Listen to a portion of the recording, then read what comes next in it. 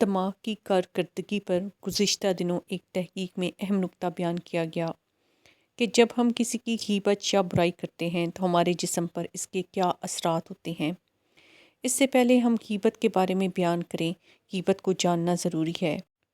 اگر اسلامی نقطۂ نظر سے دیکھا جائے تو کسی شخص کی ایسی برائی جو اس کی غیر موجودگی میں کی جائے۔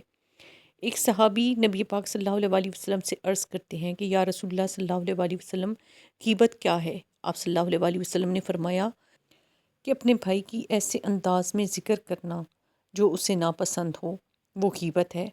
اس شخص نے عرض کیا یا رسول اللہ صلی اللہ علیہ وسلم، اگر اس میں وہ برائی موجود ہو تو تب بھی وہ غیبت ہوگی؟ آپ صلی اللہ علیہ وسلم نے فرمایا کہ اگر برائی موجود ہے تو وہ غیبت ہے، اگر اس میں وہ برائی موجود نہیں ہے تو وہ بہتان ہے۔ اسی طرح سے قرآن پاک میں اس کا ذکر اس طرح سے ہوتا ہے کہ جس نے اپنے بھائی کی غیر موجودگی میں اس کی برائی کی تو گویا اس نے اپنے مردہ بھائی کا گوشت کھایا۔ اسلام میں اس کی اتنی سخت ممانعت کے بعد اب دیکھتے ہیں کہ سائنس اس کے بارے میں کیا کہتی ہے۔ ہم جس سائنسی دور میں جی رہے ہیں اس میں جب تک ہمیں سائنسی وجہ نہیں ملتی ہم یقین ہی نہیں کرتے۔ برصغیر کے ایک مشہور دانشور کا قول ہے کہ ہمارے یہاں جب تک کسی تحقیق پر سائنسی یا غیر ملکی ٹھپا نہ لگا ہو ہم اس پہ یقین نہیں کرتے۔ اس تحقیق میں یہ بتایا گیا کہ ہم جب کسی انسان کے بارے میں خلط یا منفی سوچتے ہیں تو ہمارے دماغ کی بائیو کیمسٹری بدل جاتی ہے اور ہر ایک ہارمون پیدا ہوتا ہے جو انسان کے دفاعی سسٹم پر حملہ کرتا ہے، جس سے وہ کمزور ہونے لگتا ہے۔ اس عمل کے ساتھ انسان کے خون میں موجود وائٹ سیلز بھی ختم ہونے لگتے ہیں۔ وائٹ سیلز کی خون میں بہت زیادہ اہمیت ہے۔ جو لوگ کینسر کے بارے میں تھوڑی بہت معلومات رکھتے ہیں وہ جانتے ہوں گے کہ وائٹ سیل کی اہمیت کیا ہوتی ہے۔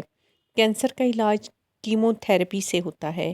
کیمو کا عمل شروع ہوتے ہی جسم میں وائٹ سیلز ختم ہونے لگتے ہیں اور یہ ایک بہت خطرناک صورتحال ہوتی ہے۔ دراصل کینسر کے جراثیم اتنے مضبوط ہوتے ہیں کہ انہیں ختم کرنے کے لیے مریض کے جسم میں ایک لاوا اونڈیلا جاتا ہے، یعنی کیمو تھراپی کو ایک لاوے سے تشبیہ دی جا رہی ہے، اور یہ لاوا کینسر کے جراثیم کے ساتھ ساتھ وائٹ سیلز کو بھی کھا جاتا ہے۔ اسی طرح جب انسان عیب جوئی یا غیبت کرتا ہے تو اپنے اندر ایسی ہی آگ اونڈیلتا ہے جو اس کو شدید نقصان پہنچاتی ہے، اور ایسے ہی اس کا دفاعی سسٹم کمزور ہونے لگتا ہے اور وائٹ سیلز ختم ہونے لگتے ہیں۔ ہمارے معاشرے میں غیبت کی جڑیں بہت گہری ہیں۔ اس کی ایک بہت بڑی وجہ جوائنٹ فیملی سسٹم بھی ہے۔